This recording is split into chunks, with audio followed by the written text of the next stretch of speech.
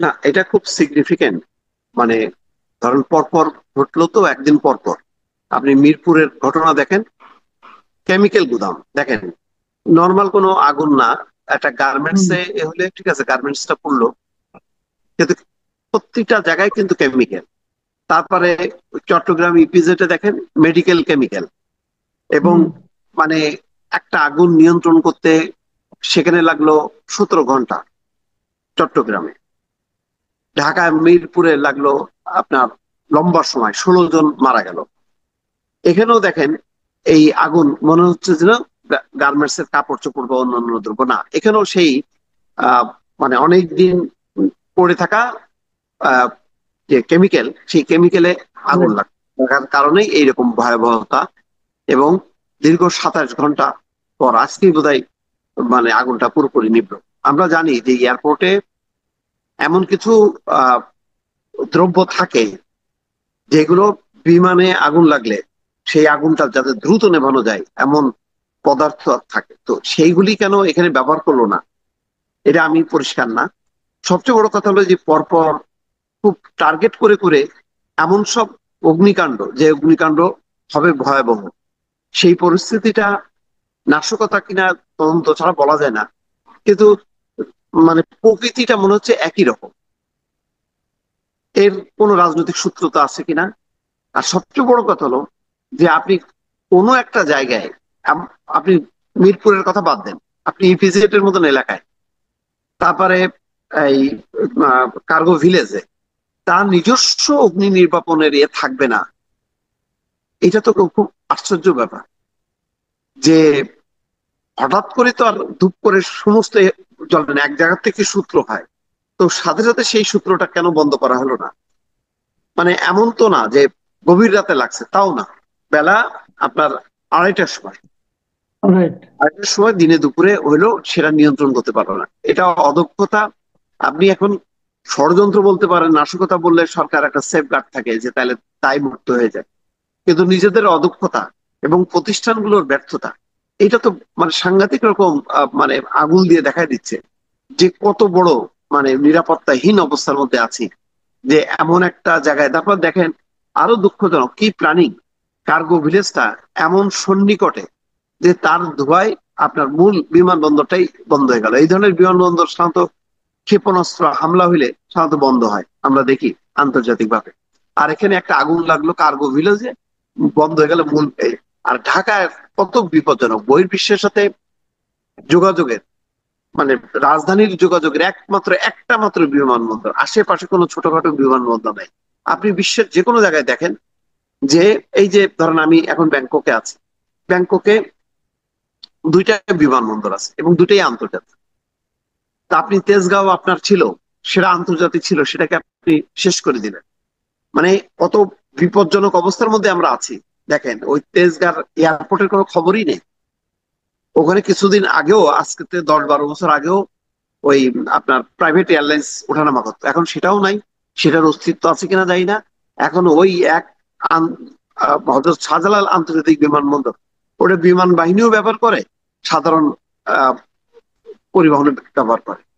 তো সবচেয়ে বড় কথা হলো যে সেটা ধরেন আর একটা সংকট, কিন্তু আপনার এই যে আহ, এক ধরনের নাশকতা আহ শ্রেণীর বা দৃশ্যমান অদৃশ্যমান নাশকতা, যার একটা সূত্র পাওয়া যায়, সেইগুলো কেন ঘটতেছে, কি কারণে ঘটতেছে। একটা সাধারণ সমীকরণ করা যায় যে যেহেতু শেখ হাসিনার বিচার শেষ পর্যায়ে চলে আসছে, সুতরাং দেশে এমন একটা পরিস্থিতি তৈরি করা, সামনে নির্বাচন এবং শেখ হাসিনার বিচার, সবগুলোকে প্রলম্বিত করা, বিঘ্নিত করা, অন্য কোনো পক্ষ এসে যাতে একটা বিশৃঙ্খল অবস্থার সুযোগ নেয়, তেমন একটা পরিস্থিতি তৈরি করছে। আমি এটা সব মিলে আমি আসলে সরকারের ব্যর্থতার বলি যে প্রথম দিনই তারা দিনটা মিস করছে, ট্রেনটা মিস করছে। সেটা কি ছিল, প্রথমেই ঠিক করে ফেলা যে আমি কি করব, এবং অনেক কিছু করছে। কিন্তু সেই আসল জিনিসটা যেটা, নির্বাচনটা কবে হবে, নির্বাচিত সরকারে কবে দেশ ফিরবে, তার কোনো দিক নির্দেশনা না দিয়ে এই যে আপনার ঢাউস আকারের আপনার একটা ক্যাবিনেট বানাইছেন, কি সহকারী, অ্যাসিস্ট্যান্ট সহকারী, সহকারীর সহকারী, এই সমস্ত নাম টাম দিয়ে সব মন্ত্রী পদমর্যাদা, সিনিয়র সচিব পদমর্যাদা দিয়ে রাষ্ট্রের দেখেন এত অর্থ খরচ, যে এরা এখন শেখ হাসিনার আমলে কি কি অপচয় হয়েছে, কত ব্যয় হইতো এক একটা বিদেশ সফরে, তার কোনো তথ্য আজ পর্যন্ত তারা প্রকাশ করে না। কারণ তাদেরটা প্রকাশ করতে গেলে তো নিজেদেরটা আবার প্রকাশ করতে হয়, সে কারণে আপনি ওইটাও সত্যি কথা বলেন। আচ্ছা, আপনি চাপা আমাকে পড়ছে। এটা বলেন তো, এই যে অন্য অন্য সরকারের মতো এরাও এসে নিয়ে শুরুতেই বললো সবাই সম্পদের হিসাব দিবে, সম্পদের হিসাব দেয় সেটাও নাকি? লাগে। দেখেন এরাও তো ধরেন ইলেক্টেড, তারপরে তাহলে এরা তো নিজ নিজ পেশায় সন্তুষ্ট, সবাই বিশেষজ্ঞ, সবার মানে দীর্ঘ বর্ণাঢ্য জীবন আছে, তারা মানে জাতির প্রয়োজনে আসছে। এই জাতির প্রয়োজনে বাধ্য হয়ে আসা লোকগুলিও সম্পদের হিসাব দিতে পারে না, কি দুর্ভাগ্যজনক। তাহলে যারা রাজনীতি করে, আমাদের বাংলাদেশের রাজনীতি তো এক ধরনের মাফিয়া তন্ত্রের সাথে মেলানো যায়, তো তারা না হয় দেয় না, একটা যুক্তি থাকতে পারে, কিন্তু এদের কি যুক্তি থাকতে পারে আমি এটা বুঝলাম না। মানে কি স্বচ্ছতা, যুক্তি কি একটাই, জবাবদিহিতা। না একটাই যুক্তি, যে হিসাব দিলে ধরা পড়ে যাবো যে সে একটা চোর। আর তো হ্যাঁ, কোনো যুক্তি দেখি না। এক্স্যাক্টলি। মানে এবং দেখেন আপনি অন্য কোনো ইভেন 111-এর সময়ও যারা সরকার চালাইছে, সে সরকারের মানে যারা মানে ইয়ে ছিল, উপদেষ্টা ছিল, তাদের বিরুদ্ধে আপনি দেখবেন যে তেমন কোনো অভিযোগ নাই।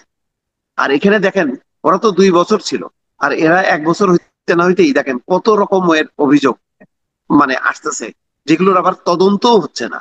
তা যারা নিজেদের ব্যাপারে তদন্তে উদাসীন থাকে, তারা বিগত আমলের কি তদন্ত করবে, কি নির্দেশনা দেবে? আমি দেখতেছি একটা মন্ত্রণালয়, আপনি বলেন তো কয়টা মন্ত্রণালয়ের আপনি দুর্নীতির হিসাব শ্বেতপত্র তুলে ধরলো?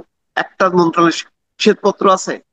কতগুলি মিনিস্ট্রি, এতগুলো মিনিস্ট্রির মধ্যে একটা মিনিস্ট্রির আমি দেখলাম না যে মানে মানে দায়িত্ব নিয়ে হাই হাই করে উঠলো যে হাই ইরিয়া হাই, গত 15 বছরে এই মিনিস্ট্রির এত সম্পদ চুরি হয়ে গেল, এত ধ্বংস হইলো, এতগুলি প্রজেক্টে এত চুরি হইলো। একটা শ্বেতপত্র দেখান যে তারা করতে পারছে। আপনি এমন একটা সরকার, যে সরকার কোনো দৃষ্টান্ত না রেখে চলে যাবে, মানে তারা তো একটা কিছু মডেল দিবে, কি মডেল দিবে? উনাদের মডেল একমাত্র যে তারা ব্যতিক্রম ধর্মী একটা মানে কি বলে রূপকল্প রাষ্ট্রের পরিবর্তনের। এখন দেখা গেল জোড়াতালি, এনসিপি অভিমান করতেছে, আচ্ছা ওদেরটা অংশগ্রহণ করো, আচ্ছা 4 দলে করতেছে স্বাধীনতার ঘোষণাপত্র, আছে ওইটাও নাও, গণফোরাম নাও, ওইটা এরটা নাও, ওরটা নাও, নিয়ে আপনি সবগুলি মিলে বলেন যে এই হচ্ছে সংস্কার। এটা হইলই না, আজব ব্যাপার। আচ্ছা, এই আগুনের ব্যাপারে আরেকটা কথা বলি। এটা হলো কি, অনেকে বলতেছে যে এই সরকার তো, যেমন ধরেন আপনার আমাদের যে সমুদ্র পোর্ট, যে নাকি সম্পূর্ণভাবে লাভজনক একটা পোর্ট ছিল, তারপরে সেটা নেভির হাতে দিল, নেভিটাকে আরো লাভ করলো, মানে আরো লাভ দেখালো, তারপরেও এটা বিদেশিদের হাতে দেওয়ার জন্য সম্পূর্ণ প্রস্তুতি এখন সম্পন্ন প্রায়। কিভাবে এই বিদেশের কাছে দিল, কোনো টেন্ডার হলো কিনা না হলো, আমার মনে হলো ভালো অতএব দিয়ে দিলাম, এই যে একটা পদ্ধতি। এখন অনেকে আমাকে এমনও বলতেছেন, এই যে কার্গো ভিলেজের আগুন দিয়ে জ্বালাই দেওয়া হলো, এখন এটা একটা ব্যর্থতা হিসেবে দেখিয়ে এইটারও নাকি আবার ব্যবস্থাপনা বিদেশি কাউকে দেওয়ার একটা পরিকল্পনা নাকি হচ্ছে, এরকম বলা হচ্ছে। এটা হচ্ছে আসলে ওই যে সালমান এফ রহমান মডেলার, দেখবেন সালমান এফ রহমানের ভ্যাকসিন জি। থেকে শুরু করে সব জায়গায় উপর পর্যায়ের যত কর্মকর্তা সব বিদেশি, যদিও তাদের মধ্যে ইন্ডিয়ানরা বেশি, কিন্তু বিদেশি তো। তো এই ইউনূস সাহেবও অনেকটা, তার সরকারেরও এরকম মডেল, যে বাংলাদেশের এত বছর 54 বছর পার হওয়ার পরও কারোর কোনো দক্ষতা নেই, কোনো যোগ্যতা নেই, সব বিদেশ থেকে, হয় প্রবাসী বাংলাদেশি, না হয় বিদেশি এনে ভরায় ফেলা, এবং এরাই হচ্ছে আপনার দেশ চালাবে, তারা মডেল এ করবে। মানে চট্টগ্রাম বন্দর খুব দুঃখজনক, এর বিরুদ্ধে শ্রমিক কর্মচারীরা কত আন্দোলন করলো। শেখ হাসিনার সময় মহিউদ্দিন চৌধুরী, সেও আন্দোলন করলো, বললো যে এখানে এক্সপার্ট লোকজন আছে পরিচালনা করা, আগে তারা পারে কিনা এই যন্ত্রপাতি পরিচালনা করার জন্য, আগে সেটা দেখা হোক। দরকার হয় যদি ঘাটতি থাকে, ট্রেনার এনে তাদেরকে ট্রেনিং দিই, তারা সেইটা পূরণ করলে এটা হলো সবচেয়ে একটা স্বাচ্ছন্দ্য, এবং এটাই হবে দেশের একটা মর্যাদা। কিন্তু আমরা দেখতেছি যে দেশের মর্যাদাটা মানে তুলে দেওয়া হচ্ছে অন্যদের হাতে, যে আমাদের কোনো যোগ্যতা নেই, আমাদের কোনো দক্ষতা নেই, যা কিছু সম্ভব সব বিদেশিরা। এটা একটা অদ্ভুত, এইটা হলো, এটা যদি দেশপ্রেম হয়, এটা যদি সংস্কার হয়, এটা যদি হয়, তাহলে এটা তো বাংলাদেশ তো মানে সারা জীবন সবসময় একটা পরনির্ভরশীল অবস্থার মধ্যে থাকবে। আর আপনি স্পর্শকাতর জায়গাগুলো আপনি এইভাবে বিদেশিদের হাতে তুলে দেবেন, তাহলে দেশের স্বাধীনতার সার্বভৌমত্ব থাকলো কোথায়? এটা হলো প্রশ্ন। জি। আর আমি এখন শেষ প্রশ্ন আপনাকে করতে যাচ্ছি, এগুলোতে নানা প্রসঙ্গ আসছে। সর্বোপরি যেটা নিয়ে মানুষ আসলে উদ্বিগ্ন, মানুষ সবাই যেখানে যেখানে যাবেন সবাই একটা প্রশ্নই করে যায় দেখা হলে পরে, ভাই নির্বাচন কি হবে? আবার যখন বলে হ্যাঁ হবে, এই নির্বাচন কি ফেব্রুয়ারিতে হবে? তো এই যে প্রশ্ন, এই যে দুটো অবধারিত প্রশ্ন, এই প্রশ্নের ব্যাপারে আপনার এখন এই চিন্তাটা কি? আসলে কি নির্বাচন হবে? হইলে কি ফেব্রুয়ারিতে হবে? দেখেন, দুইটা প্রশ্ন। একটা হলো, আপনি 10 জন মানুষকে বলেন ভাই আপনি কি মনে করেন ফেব্রুয়ারিতে নির্বাচন হবে, আমার বিশ্বাস অর্ধেকের বেশি মানুষ বলবে যে না ভাই হবে। আরেকটা প্রশ্ন করবেন যে ভাই নির্বাচন হইলে এই নির্বাচন কি সুষ্ঠু হবে, শান্তিপূর্ণ হবে? আমার ধারণা যদি 10 জনকে জিজ্ঞাসা করেন 9 জনই বলবে যে না ভাই, সেটা হবে না। তাহলে দেখেন কত বড় বিপজ্জনক। একটা হলো নির্বাচন হবে না বলে অনেকে বিশ্বাস করে, আর একটা হলো নির্বাচন হলেও সেই নির্বাচনটা মানে শান্তিপূর্ণ হবে, উৎসব মুখর হবে, এটা কেউ মনে করে না। কেন মনে করে না? বর্তমান যে রাজনৈতিক পরিস্থিতি এবং বড় দল হিসেবে বিএনপি এখনো সংগঠিত না। বিএনপি কালকে দেখলাম যে আপনার সিলেটের আহ, মানে সিলেটের নির্বাচন ইয়েগুলো আসনগুলোর মনোনয়ন প্রত্যাশীদের নিয়ে বৈঠক করছে, সেখানে 80 জন ছিল। আপনি বলেন সিলেটের কয়টা আসন? 8টা 10টা, মানে 80 জন। তার মানে প্রত্যেকটা আসনে আপনার হলো 4 জন 5 জন 6 জন 7 জন করে হলো মনোনয়ন প্রত্যাশী। এটাকে এক জায়গায় করে নিয়ে আসাটা খুব কঠিন। তার মানে প্রচুর স্বতন্ত্র সদস্য, এবং সবাই যার যার মতন শক্তিমত্তা প্রদর্শন করবে, এবং সেই প্রদর্শন কিন্তু চলতেছে। এইটা তো একটা দিক গেল। তারপরে জামাতের আহ জামাত হচ্ছে অন্যতম প্রতিদ্বন্দ্বী, যত আগায় আসতেছে জামাত তত বেশি কিন্তু আরো সংঘাতটা তীব্র হচ্ছে। কালকে দেখেন নোয়াখালীর একটা অঞ্চলে খুব সামান্য ঘটনাকে কেন্দ্র করে বিএনপি এবং জামাতের সংঘর্ষে অর্ধশতাধিক আপনার আহত হয়েছে, সেনাবাহিনী যে সেখানে নিয়ন্ত্রণ করতে হয়েছে। তার মানে হচ্ছে যে আপনার 3.5 মাস আগে, আমরা এখন নির্বাচনের আগে যদি ফেব্রুয়ারি হয়ে থাকে, তাহলে এখনো পর্যন্ত কিন্তু আইন শৃঙ্খলা পরিস্থিতি ভালো না। এখনো পর্যন্ত মব চলতেছে। আপনি মবটা ঠেকানো গেল না, প্রায় যেখানে সেখানে ঘটনা মানে ঘটে যাচ্ছে। কারণ সবাই জানে পুলিশ এই মুহূর্তে নিষ্ক্রিয়, তারা কোন রকম দায়সারা গোছের কাজ সারতেছে। এটাকে মানে সামাল দেওয়ার জন্য আপনার আর্মি লাগবে। তাহলে কত আর্মি আছে? 300 আসনের নির্বাচন, আপনি কয়টা কেন্দ্র আপনি পাহারা দেবেন? এইটা মানে অসম্ভব ব্যাপার। তারপরে নির্বাচন নিয়ে এখনো যদি আপনি রাজপথে আন্দোলনের ডাক দেওয়া হয়, বলা হয় যে পিআর ছাড়া নির্বাচন যাব না, তাহলে নির্বাচনের আবহাওয়াটা তৈরি হবে কি করে? এই কারণে মানুষের মধ্যে ধারণা যে না, যেই ক্যাচাল লাগতেছে তাতে আহ, মনে হয় নির্বাচন সময় মতো হবে না, এবং নির্বাচন হলেও সেই নির্বাচনটা হবে অত্যন্ত সংঘাতপূর্ণ।